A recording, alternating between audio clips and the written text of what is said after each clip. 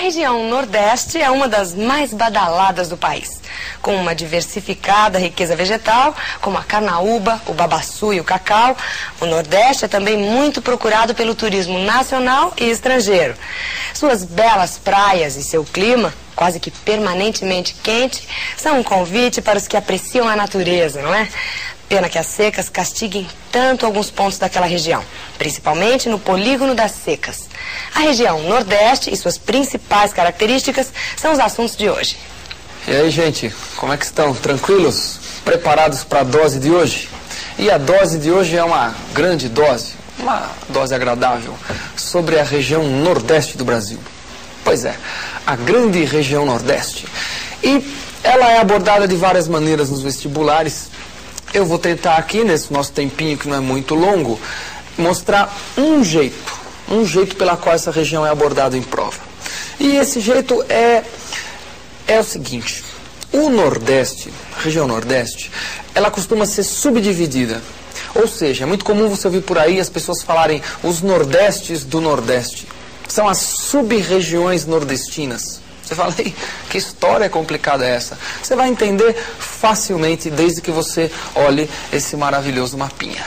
Você vai olhar e vai compreender. Veja lá, quais são as sub-regiões nordestinas? São essas que você está podendo observar na sua legenda aqui, ó.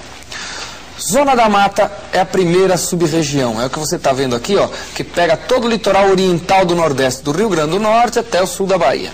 Isso que é a Zona da Mata. Por que chama Zona da Mata? Porque essa área originalmente era coberta, marcada pela presença da Mata Atlântica. Evidentemente que hoje em dia não tem mais nem sombra dessa Mata Atlântica por aí. É que tem muito pouco.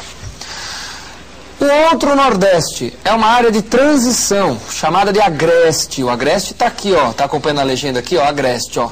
Olha ele aqui, ó. Então ele acompanha lá a Zona da Mata, só que mais para o interior. É nesse agreste que fica aquele grande planalto da Borborema, que fica mais ou menos nessa área aqui que eu estou mostrando para você, assim, ó, famoso. E é uma área de transição entre a Zona da Mata Nordestina e o que está em verde aqui, que é o que nós chamamos de sertão, o Grande Sertão. Tá aí, ó. Então você já viu 3 sub-regiões do Nordeste. Zona da Mata, Agreste e Sertão. Olha no mapinha lá onde fica cada uma. Zona da Mata, porção litorânea, o Agreste, transição dessa Zona da Mata para o Sertão. E o último, que nós chamamos de Meio Norte, que pega o estado do Piauí, que você está vendo aqui, e o estado do Maranhão, que você está vendo aqui. Meio Norte, que seria também uma transição, só que agora do sertão, desse que está em verde, para o domínio amazônico, que está para o lado de lá. Inclusive tem um pedacinho da Amazônia que pega aqui o Maranhão, né? Então veja lá, de novo, ó, Zona da Mata Nordestina, Agreste, estou indo do leste para o oeste, para o interior, Sertão Nordestino e o Meio Norte. Essas são as sub-regiões do Nordeste. E cada uma dessas sub-regiões tem uma característica peculiar, né, que é mais cobrada em prova. Vamos ver que características são essas. Então vamos na ordem que a gente olhou no mapinha. Zona da Mata Nordestina. O que é que ela tem de importante, que destaca ela das demais? Primeiro, é a região de ocupação mais antiga do Nordeste. Ocupação mais antiga com que atividade? Monocultura tropical. Sobretudo monocultura de cana, principalmente de cana. Hoje, na porção sul, mais lá para o sul da Bahia, olha o mapinha de novo, olha o mapinha, vê que legal. Aqui, ó, porção sul aqui, ó, você também tem uma monocultura muito importante, sempre cobrada em prova, que é a monocultura de cacau. Então, uma área historicamente ocupada pelas monoculturas tropicais, cana, cacau. Além disso, é a área que mais concentra a população. Tem grandes cidades ali, algumas áreas metropolitanas, como de Salvador, como a de Recife.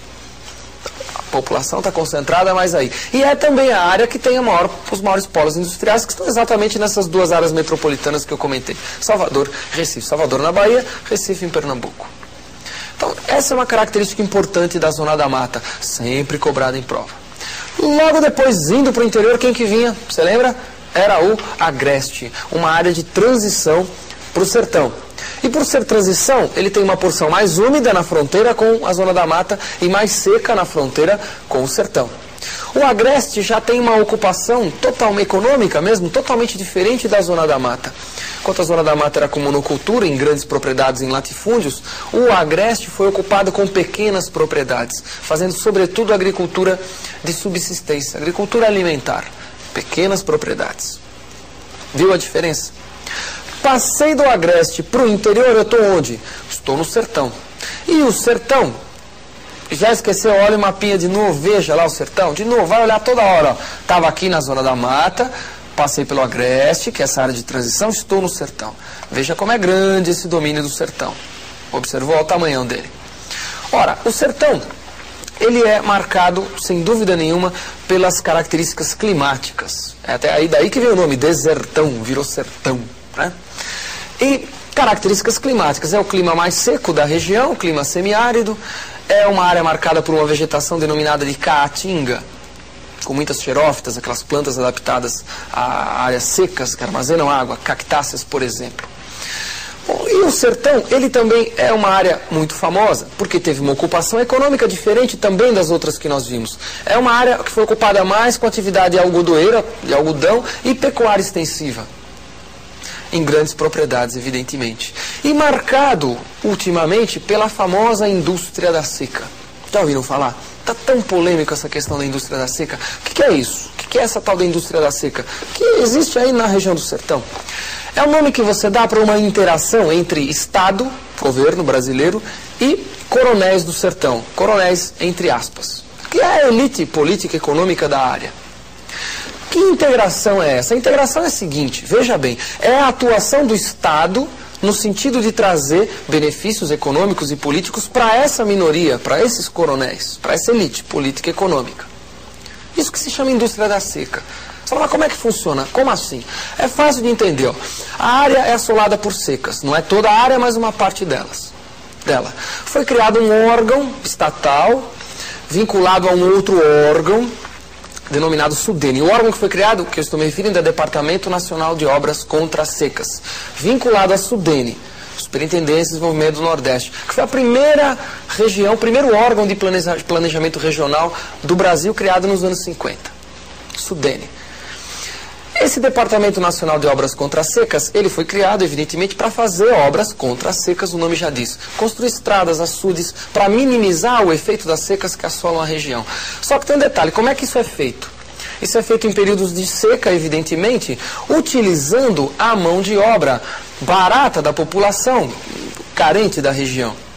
Então o Estado usa essa mão de obra, pagando uma miséria por essa mão de obra, para fazer obras para enfrentar a seca, construir açudes, construir estradas. Só que essas obras, na realidade, acabam privilegiando uma pequena parcela da população, que é exatamente essa elite política local, os denominados coronéis.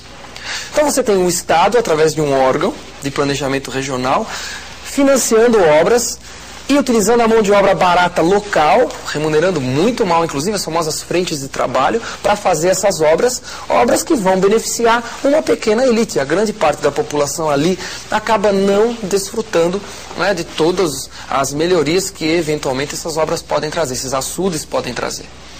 Então, isso é o que a gente chama de indústria da seca, que marca essa região, né, típica dessa região. E a última areazinha é o chamado meio norte, dá uma olhadinha nele, olha lá, veja o mapinha de novo, outra vez. O meio norte está aqui, ó.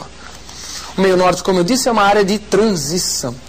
Esse meio norte é marcado pelas atividades pecuaristas que estão em expansão, pecuária extensiva, como sempre, e tradicionalmente marcado pelo extrativismo de Babaçu e Carnaúba. É nessa área onde existe a chamada Mata dos Cocais, que sofre já há décadas uma intensa exploração. Então, meio norte ou região dos domínios dos cocais, de onde se faz o extrativismo de Carnaúba e Babaçu, principalmente, entre outras coisas. Hoje tem expansão de risicultura, de pecuária, mas tradicionalmente esse extrativismo. E no vestibular, como é que cai? No vestibular, ele pode perguntar assim, por exemplo, para você, ó, veja, colocar um mapinha como esse aí, ó.